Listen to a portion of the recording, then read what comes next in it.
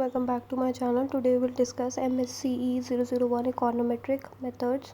Important question: what do you mean by simultaneous equation system? What is identification problem in a simultaneous equation system? How to decide whether an equation is identified or not? And we'll discuss one example or a question or a numerical on it. So first, simultaneous equation system. Let us consider the equation from Keynesian economic framework. So first, Ct is equals to C bar plus C small c Yt plus Ut. आपको पता है consumption is a function of C bar autonomous consumption plus Cyt, that is small c is MPC and Yt is income plus Ut is error term. Second is Yt is equals to Ct, that is consumption plus investment It, where investment is also equals to St, that is saving. So where C is consumption expenditure, Y is income, I is investment, which is assumed to be constant or exogenous, S is saving, T is time, U is stochastic disturbance term. In equation 1, while पहली equation में देखो C is a function of Y, that is C dependent है और Y independent है.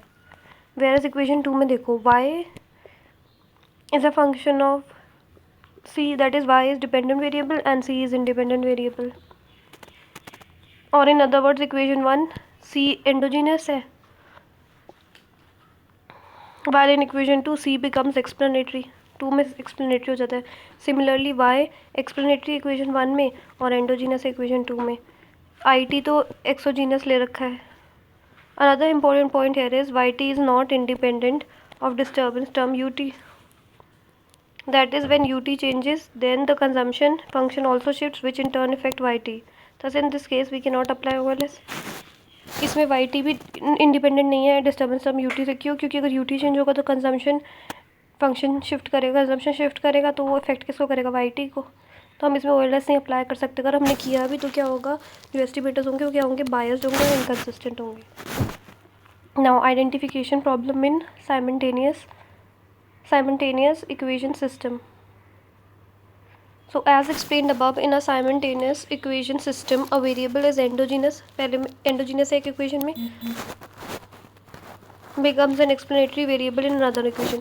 तो एक में endogenous है, दूसरे में explanatory बन जाएगा another equation में, वही same variable.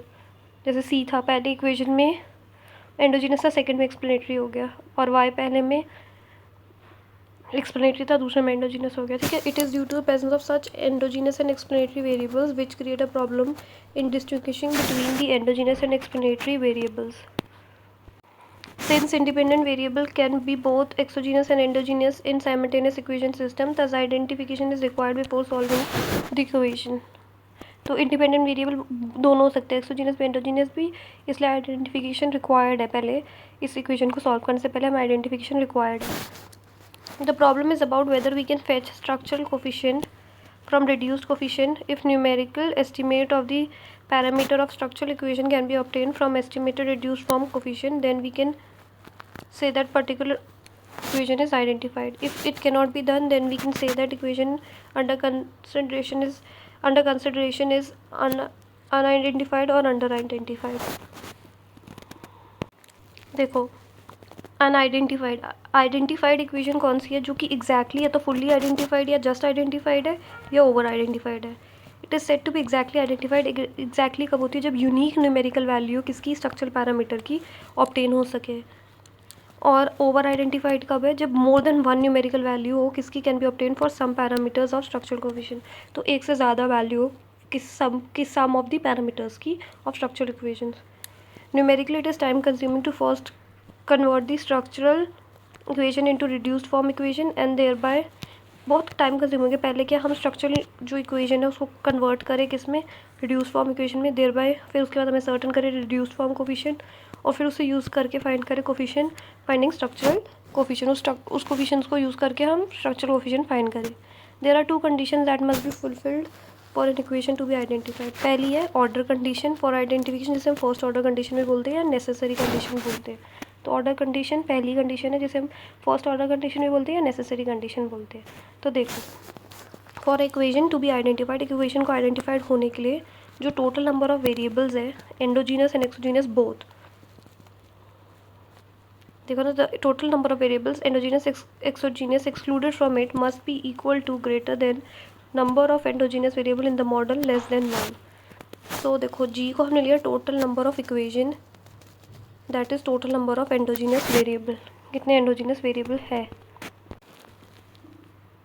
ठीक है। उसके बाद m को हमने लिया number of variable endogenous exogenous included in particular equation, जो इक्वेशन की बात कर रहे हो उस इक्वेशन में कितने एंडोजीनस और एक्सोजीनस वेरिएबल है। k है total number of variables in the model, total model कितने एंडोजीनस वेरिएबल्स कितने हैं एक मॉडल में, लाइक एंडोजीनस और प्रीडिटरमिनेंट कितने हैं टोटल पूरे मॉडल में कितने हैं, ठीक है।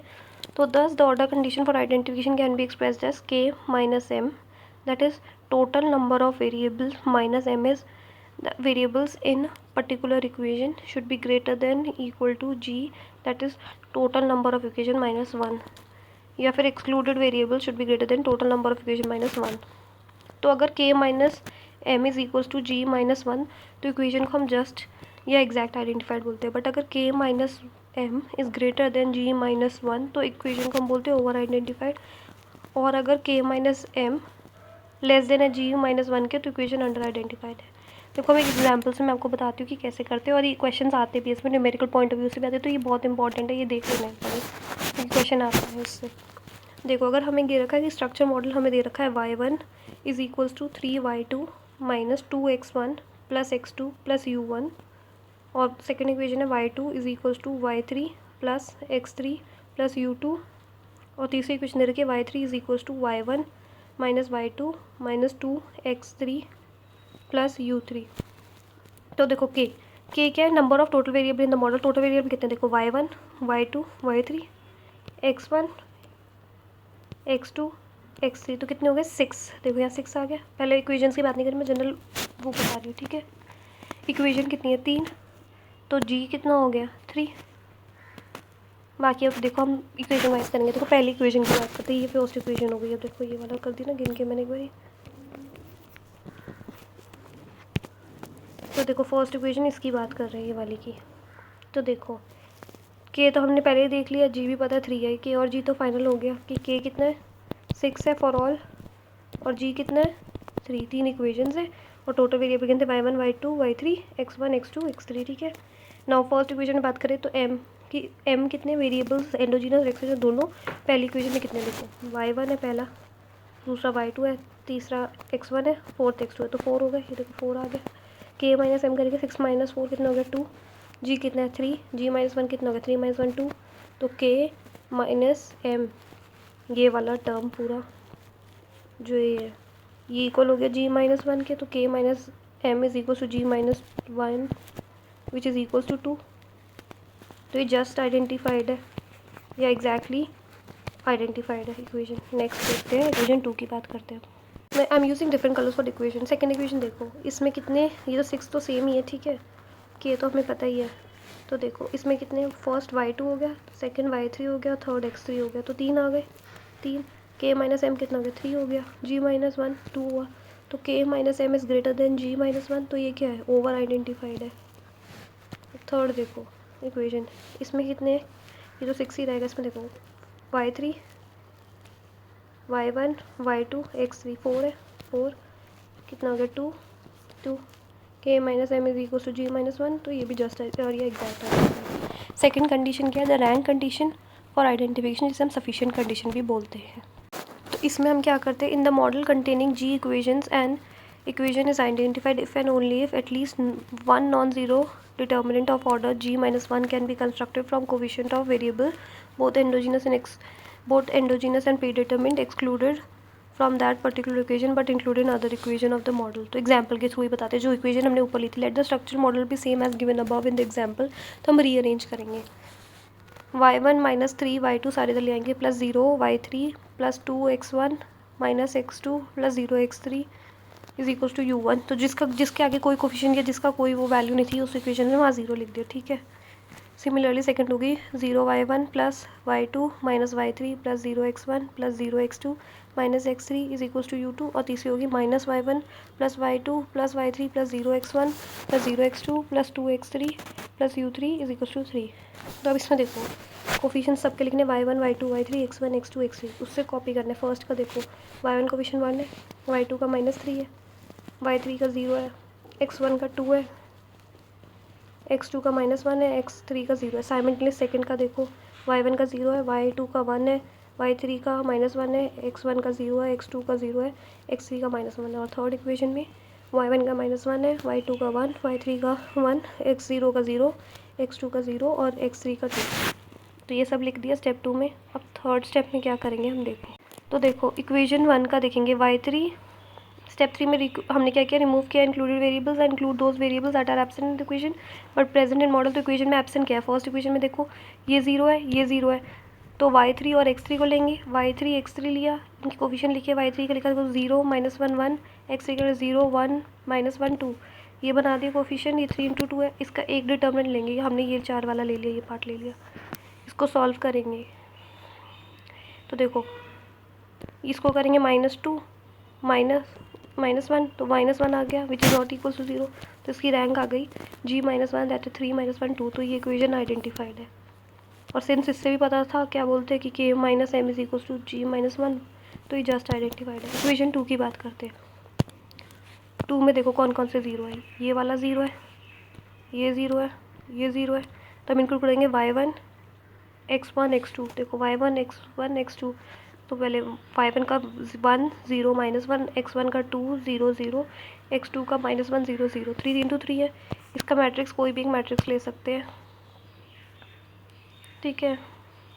हमने ये 2 और ये 2 वाला लिया, तो इसको जब सॉल्व करेंगे 1 2 -1 0, तो 1 × 0 0 -2 × -1 -2, तो माइनस माइनस हो जाएगा प्लस, तो 2 हो जाएगा। इक्वेशन 2 भी आइडेंटिफाइड है।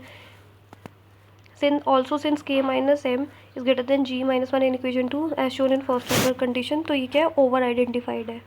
तो इक्वेशन 2 ओवर आइडेंटिफाइड है। अब थर्ड की बात करें तो देखो थर्ड में क्या 0 है, ये 0 है और ये 0 है, तो हम x1 और x2 लेंगे। x1 का हो गया 2 0 0, x1 का हो गया 2 0 0 और x2 का होगा -1 0 0, तो ये 3 × 2 है, इसका कोई भी मैट्रिक्स लो। पहले ये वाला मैट्रिक्स लिया हमने, सॉल्व किया, ये 0 आ गया, ठीक है। एक बारी हमने ये 2 और ये 2 लिए, फिर 0 आ गया, एक बार 0 से लेंगे, सब में 0 है, तो इसमें क्या है, सब 0 आ रहा है मैट्रिक्स, तो इक्वेशन 3 अनआइडेंटिफाइड है as rank condition is not fulfilled. तो रैंक कंडीशन फुलफिल नहीं हो रही, इसलिए ये अनआइडेंटिफाइड है, ठीक है। That was it guys, thank you guys, do like share and subscribe my channel and do comment which next topic you want me to prepare a video for you guys. Do subscribe my channel. Thank you.